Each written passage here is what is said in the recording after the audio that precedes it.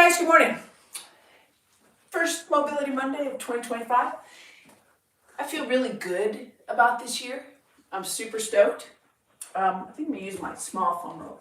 So if you ever come early, I'm typically here a little bit early, but if you're there and I'm not here, get your foam roller and let's start with thoracic spine. And for me, more than anything, it's where my gut is telling me to start. So listen to your gut on your foam roller. The other thing about foam rolling, it's neither good nor bad. For some people, it's a game changer, and it's really important they spend time foam rolling. For other people, it really isn't a game changer. So don't think that if you don't want to do a bunch of foam rolling, that you're going to be left out to dry. Foam roller is a really good tool, but that's all it is. It's a tool. And I like it. It works for me. I use it with most of my athletes, but not everybody finds value in the time. Some people, this is probably the depth of my philosophy and what I figured out with foam roller. There are a group of people that wish it was more meaningful than it is, and they overcook it, and they do it way too much. So you're really looking to get a mobility response, a nervous system response of freedom from the tissue. It's not a miracle worker by any means, but we're going to spend a little bit of time on our 3 key areas of mobility because it does work for me, and I use it proactively and reactively as a tool to move better and help me accelerate the time into better movement after training. So we're going to start where I want to start, and that is with my upper back. But I guess the message here more than anything is, where do you want to start and why do you want to start there? I'm pretty sure that I want to start with my thoracic spine because I spent a lot of time at my desk this weekend and I just feel tight through my upper back. I also, because it's been so cold in Colorado, I haven't been able to go golfing, and so it kind of tells me that golf and practicing golf, I don't always get a chance to play full round, obviously it's the middle of winter in Colorado, is good for my body. It's good for me to move. So I might be missing that a little bit as well. So don't just think about what is feeling tight and maybe needs a little bit more attention to move better, but maybe think about why and figure out what's happening so that you can make the adjustments you need. Okay, so we've gone through the spine just with some gentle extension of the spine. And now we're going to go ahead and just a little bit of cross fiber on the lat. If you're spending a lot more time in aero, if you've got one of those tri-coaches that wants you on the trainer in aero, or even if you're just on a long bike ride because you live in a climate that allows you to get outside, your lats are going to be tight. So just spending a little bit of time here, kind of wiggling the tissue across the rib cage. I'm taking some of the pressure off so it's not full body weight as well. I'm also not a big advocate of pain. You know, a lot of times when we first got access to the foam roller from the physical therapy world, everybody was like, oh, if you're not crying, it isn't working. And I'm just like, that just doesn't make sense to me. Like, why would somebody, a perfectly healthy person, or even worse, an injured person, why would they seek out pain and think that that was working? So through my friends at the Institute of Motion, which is one of my foundational educational groups that I'm part of, we had a big discussion about the body's response and specifically tissue's response to discomfort and pain. And you ask yourself, if I was tissue and somebody started poking me and then started poking me really hard such that I wanted to have a tear come out of my eye,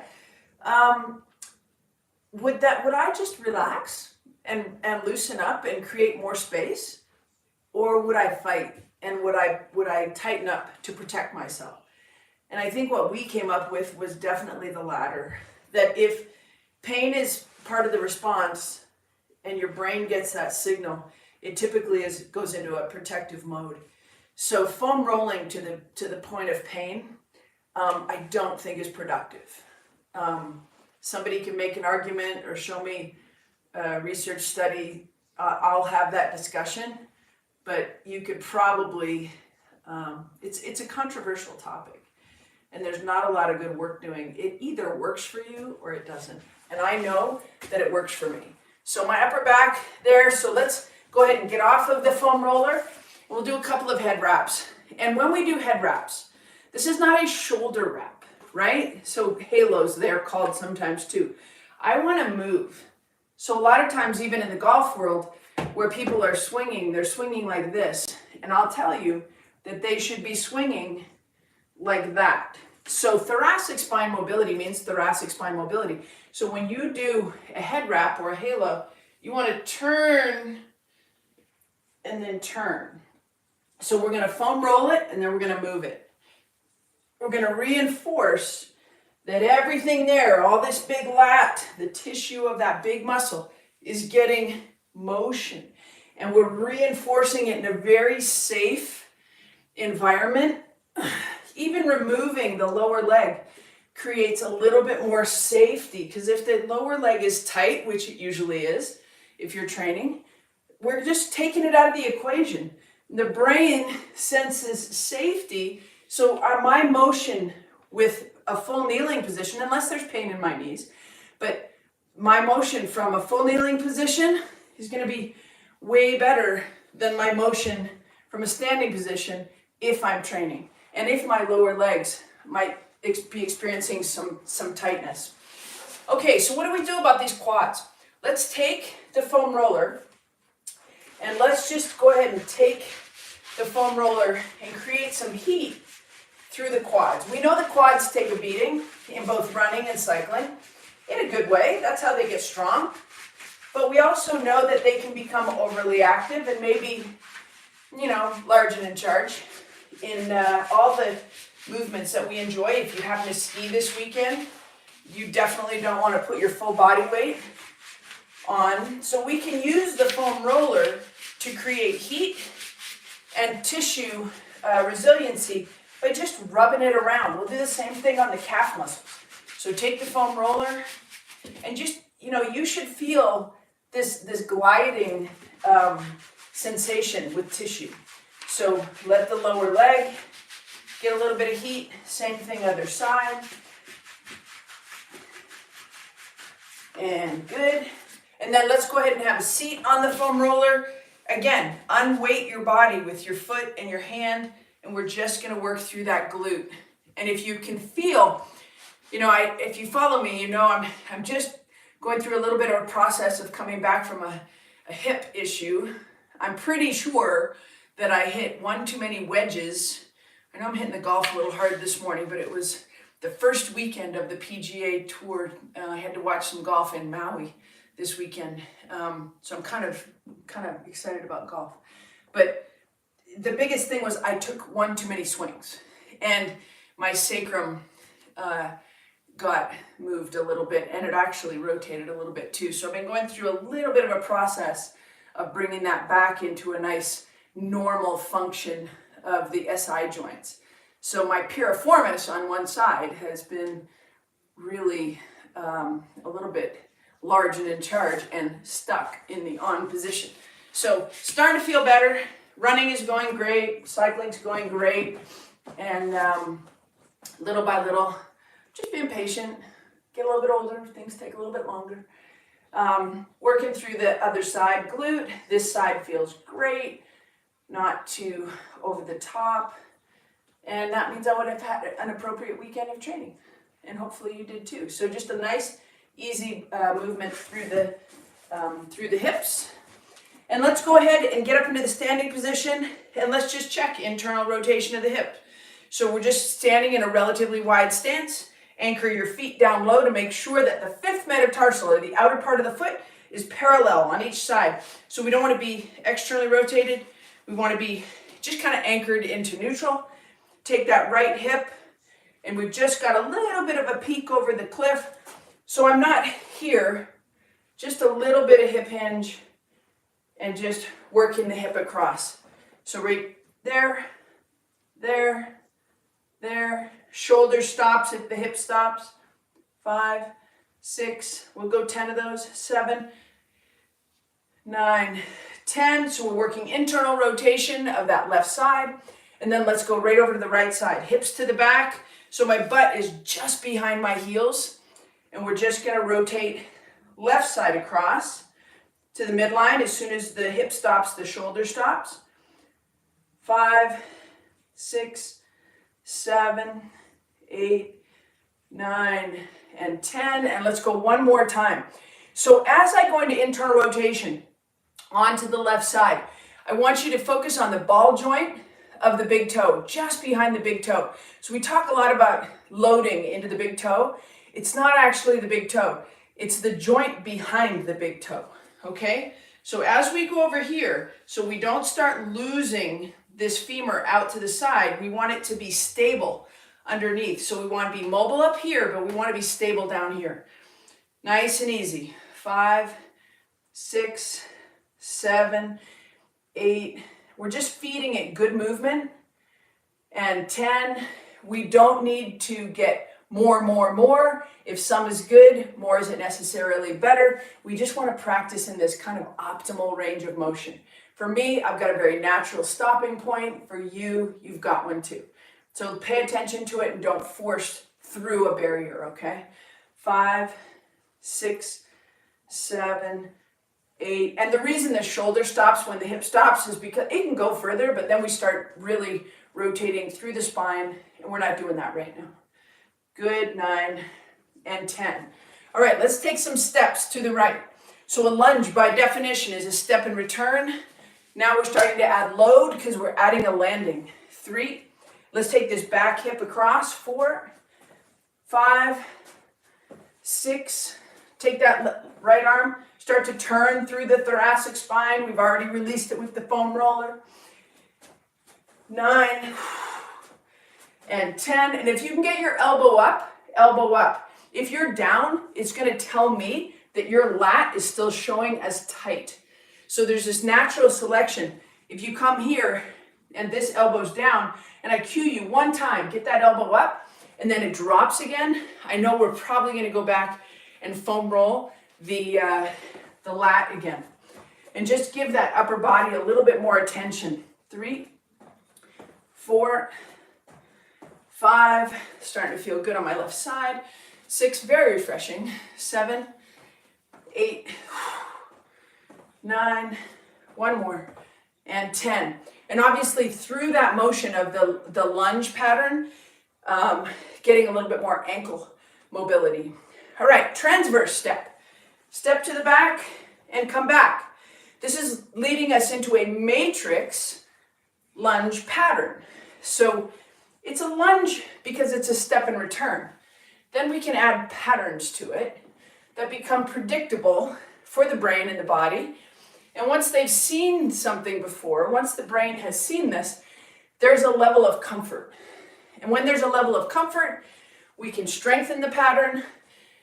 And then when we're out playing in the field of play, whether we're playing pickleball, or we're playing running, or we're playing triathlon, or we're playing cycling, there's not a big surprise for the body. Even more important for cyclists to have multiplanar movement like this, because we lock our feet into the pedals, and that really shuts down the rest of the body. But that's what the sport demands, so we have to do it, right? All right. Perfect. So we've got the blood flowing. You can actually feel my energy coming up, hopefully.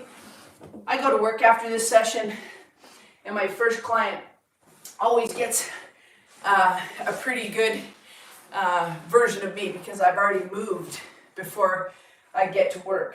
All right. Seated, 90-90.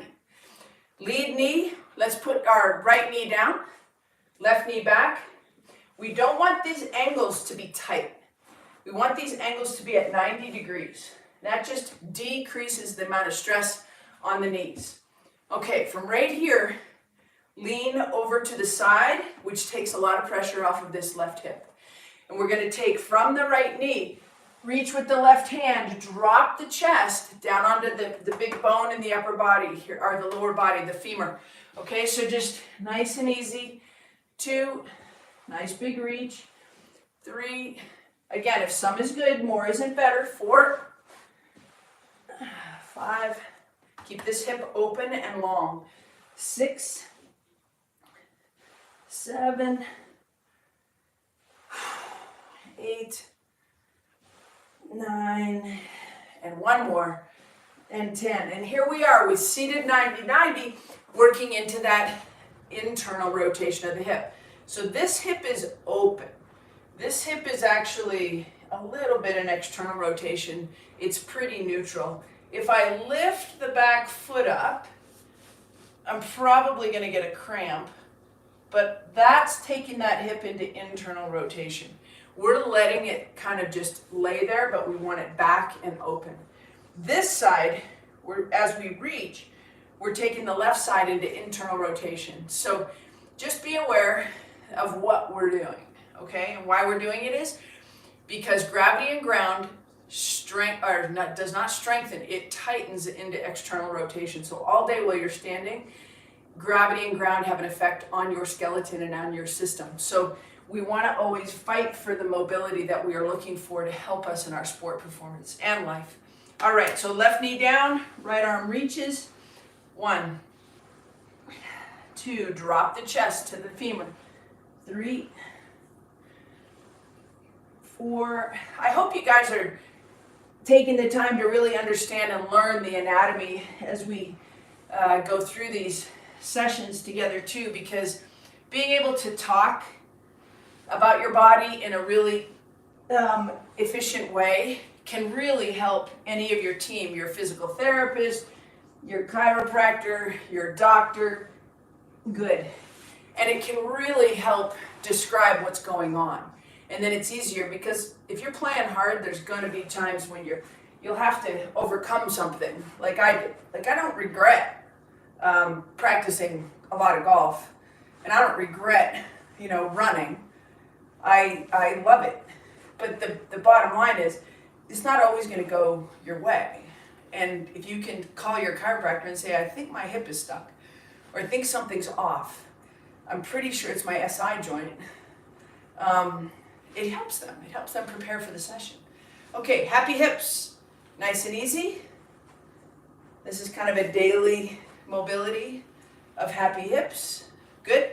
Now, when you do happy hips, let's just dial in some details today. Right here, this is a very neutral hip because this is right on the midline of the body. I would call that a short hip, and what we want is a long hip. So when you do your happy hips, you want a long hip, open up here at the pelvis. Open, right? We're just kind of taking that hip bone, push it into the other side, into the midline, just a little bit from that seated position. Okay, all the way back. Let's go a little bit of activation and mobility of the lumbar spine.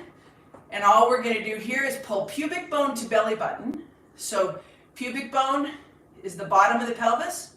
There's a joint there called the pubic symphysis. And the bottom line of that is it should glide so small that you can't even see it. But right here, we want it moving as one. So flatten your back, flatten your hips, do a little check-in on your hips, and then lengthen your neck. And just tuck your chin so that you're looking straight up at the sky. So right now, your spine it's under tension and it's flat to the ground. Not everybody will be under tension. Some of us have a little bit more of a curvature to our lumbar region. So when I'm comfortable and I'm just sitting right here, I can actually put my hands under my low back. So I have to engage muscles to get flat into the low back. So everybody's spine is a little bit different. Everybody's genetics are a little bit different. One isn't better or worse. It just is, you are a beautiful thing. So just pubic bone to belly button, a little bit of tension, a little bit of on through the abdomen, keeping the knees straight out from the hips. We're just going to lift the hips up into that perfect bridge. And this is activation. So we're slowly just wanting a little bit of glute to fire. We're not hammering it. We just want pubic bone to belly button, lower abdomen, muscles are on, lift into the bridge. As you come down, let's try to land with a flat back. 3. Starting to use the breath just a little bit. Remember when we want the ribs down and strong, we want to be exhaling. So right here, And then inhale. And then exhale. Bridge using the diaphragm. Ready? Here we go. Up. Inhale, and then exhale. Inhale, and then exhale. So now we're starting to get some mobility through the rib cage. That would be thoracic spine mobility.